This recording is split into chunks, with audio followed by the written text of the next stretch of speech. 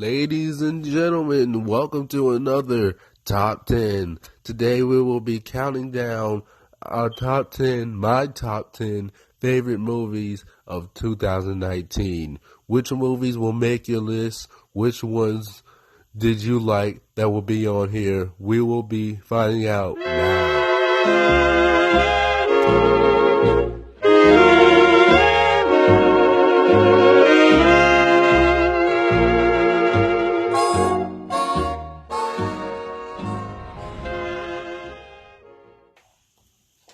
What's up, guys? Back with another video, and this year is closing, so I decided to do a top 10 video, a top 10 favorite movies of 2019. Let me just be clear, this is my opinion. You don't have to agree with it. There's some things on this list that you guys might have seen, some things on this list you haven't seen, some things on this list that you think might be on there that aren't on here. But let's begin. I had to write all of these down so I didn't forget. My memory when it comes to this stuff is it well. So if I'm looking down, I'm just looking at what I wrote down so I won't forget. Okay, number 10. And number 10 is the superhero movie Shazam. Now DC has finally they are finally getting on the right step. Ever since Zack Snyder left after, excuse me, after Justice League, seems like they've been going up. They've been succeeding more because they're putting more time and effort behind the stories and the characters as opposed to trying to build up a universe and trying to catch up to Marvel.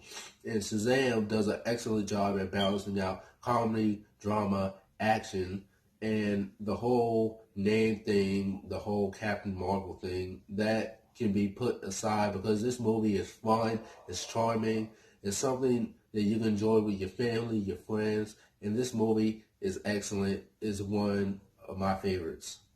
Number 9, Queen and Slim. This movie, I just recently watched this movie a few days ago, and this movie is like, it's like the black, it's like the black Bonnie and Clyde.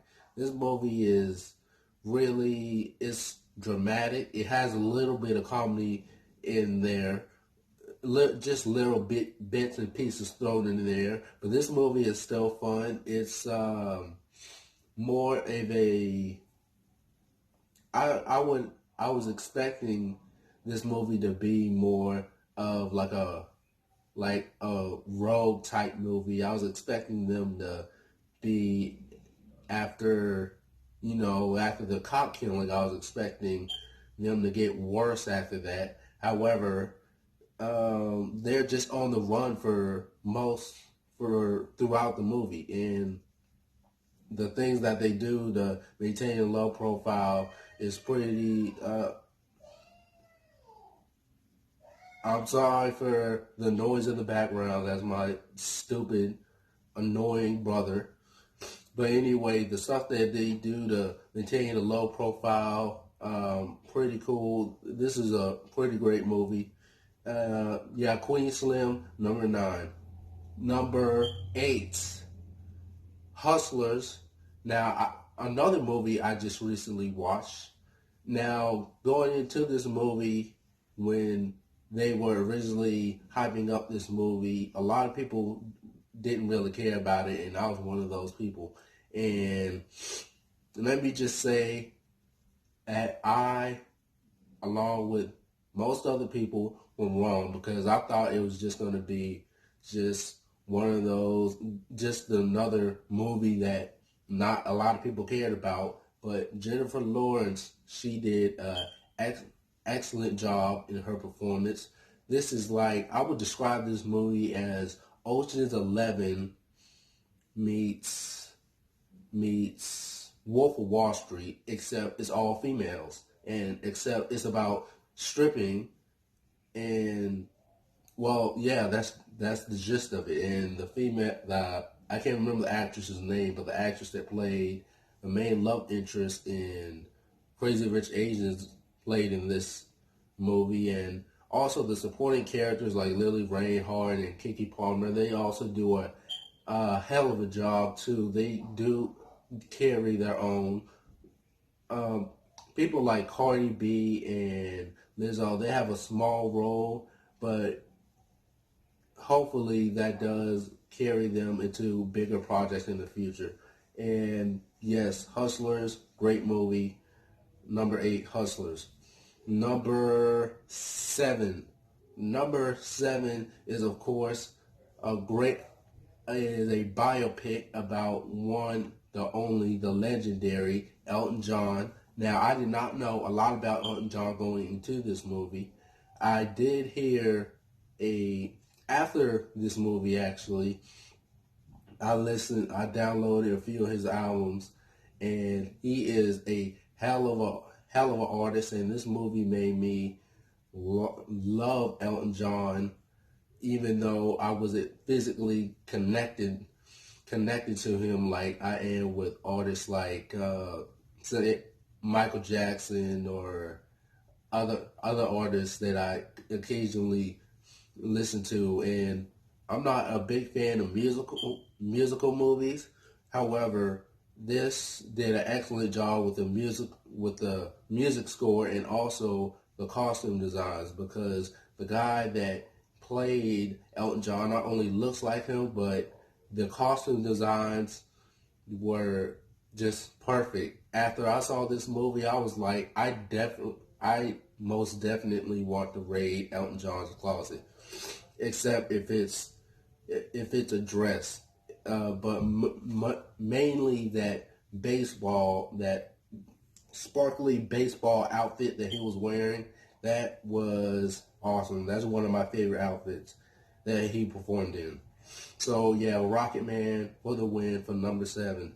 Number 6, another biopic.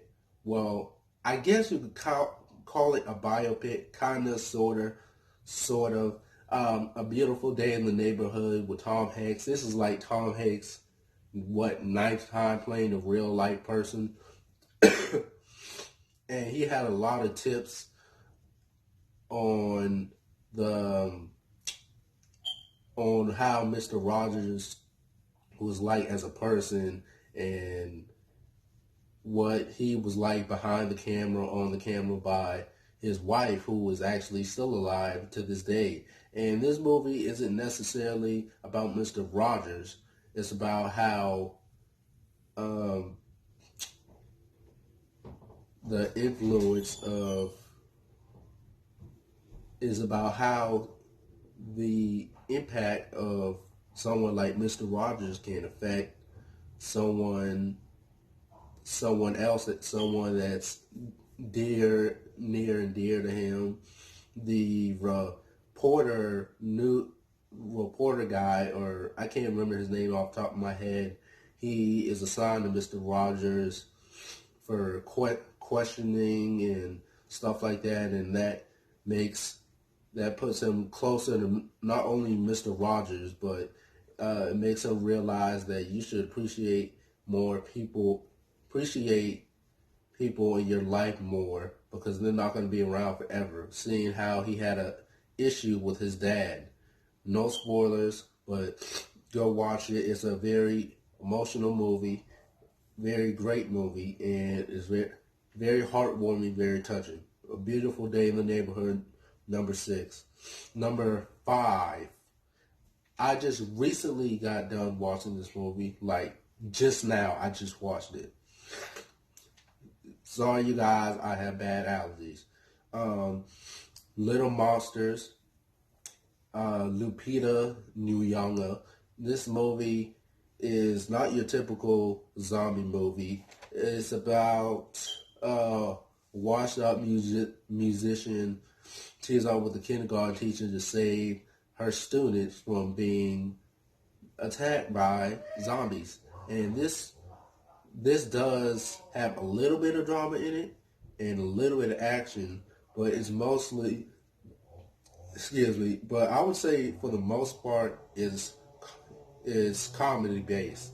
And this movie is, oh my God, this movie is hysterical. I was busting a gut laughing the whole time. Josh Gad does an excellent, performs an excellent kid. He plays like this kid, like a Barney type as character in the movie.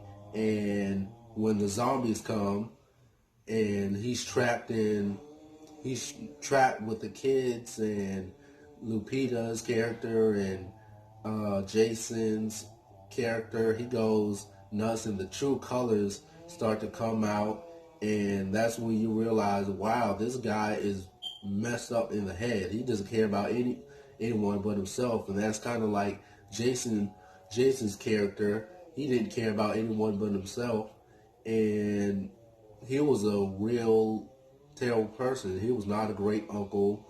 He was not a great boyfriend. He was not a great brother at all. But there's a transition of that, and he gets better throughout the movie. And both of their performances, Lupita and Jason, very excellent. This movie is under the radar. Not a lot of people knew about it because of Hulu. I just recently found out about it like last month, and today was my first time watching it. And I might watch it again because it was hilarious.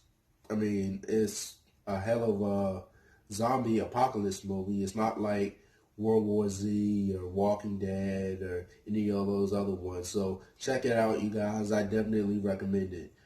Number 4, Avengers Endgame. Okay, and this wrapped up everything after what happened in Infinity War. Of course, we had to have a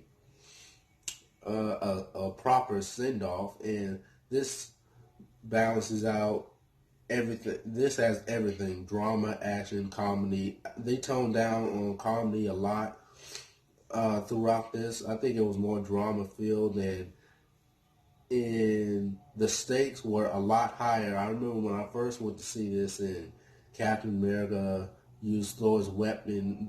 The whole movie theater was clapping.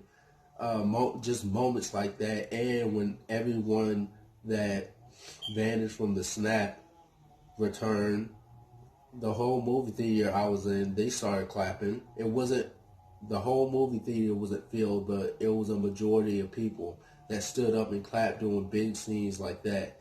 And the send off of Tony Stark, man, that really hit home because he started it all with MCU, with Iron Man, and now he's gonna end it all with no pun intended, and now he's gonna send it off by saying goodbye to us.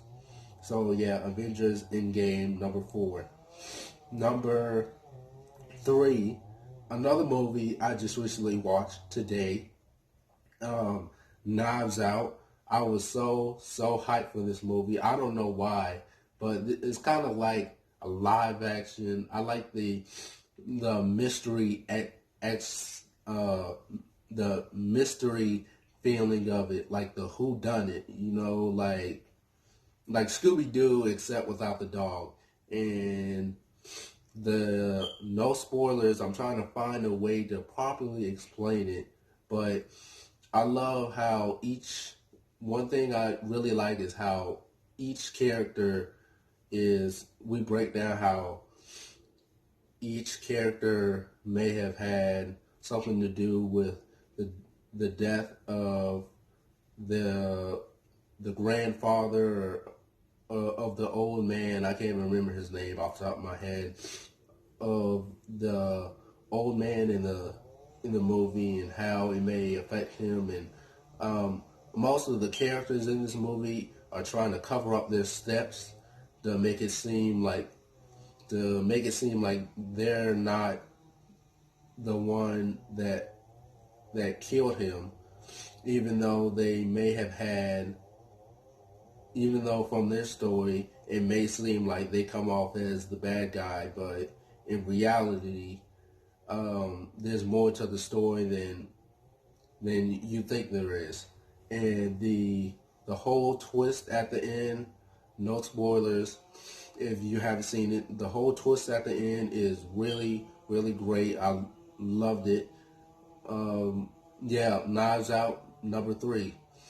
Number 2, Once Upon a Time in Hollywood. I had to put this on my list. Me and my cousin watched this movie together when it came out in theaters, and and excuse me, and I freaking loved it. Quentin Tarantino, one of my favorite Hollywood directors. Leonardo DiCaprio, one of my favorite actors. The only thing that disappointed me about this movie is Margot Robbie's um, Margot Robbie's role. It was very short. To be honest, I don't even know why she was in the film. To be honest with you, I love Margot Robbie. She's a great actress, but in my opinion, they should have gave her a bigger role because she wasn't really in it that long. And Leonardo DiCaprio plays a washed up actor who's actually based on a real person. I can't remember the person's name, but Quentin Tarantino and Leonardo explained it in a video around the time the movie was coming out. But check it out on YouTube. But Leonardo DiCaprio plays a washed-up actor who's being typecasted in the same roles. He's not really getting any big roles. He's just playing the bad guys on every show, and he's always getting killed off. So he hasn't really had that breakthrough role in years. And while being accompanied by his best friend, who is Brad Pitt. And once again, no spoilers, but the end scene is one of my favorites and hilarious. But if you haven't checked out Once Upon a Time in Hollywood, check it out. And I actually just bought the DVD. Yes, I still do buy DVDs. Kiss my ass. I do love to see behind the scene features of TV shows and TV shows and movies. So what? But I just bought this movie on Blu-ray, and it should be coming out, and it should be arriving at my house in a few hours actually. And that's it for number 2. And Once Upon a Time in Hollywood. And finally, number 1, another Lupita Nyong'o film, and that is Us. I am a big, big fan of horror movies. I love them. I guess you could say this is more like horror and horror, suspense, whatever. But I saw this with my family, and even though there wasn't any jump scares, there wasn't any jump scares for me, at least. But there was a feeling like, oh, is this person gonna die? Oh, is this person gonna live? You know, kind of like that feeling. And this is the second movie of Jordan Peele, and once again, he knocks it out of the park. Jordan Peele, excellent director, excellent writer, excellent producer. He's going to be around for a long time. I have a feeling this is going to get nominated for an Oscar once again. And the twist, once again, if you haven't seen it, you should have seen it by now. But in case you haven't, there's a twist in the movie. Again, just like the twist in Get Out. But there is a twist in Get Out, but I'm saying in this movie, there is another twist.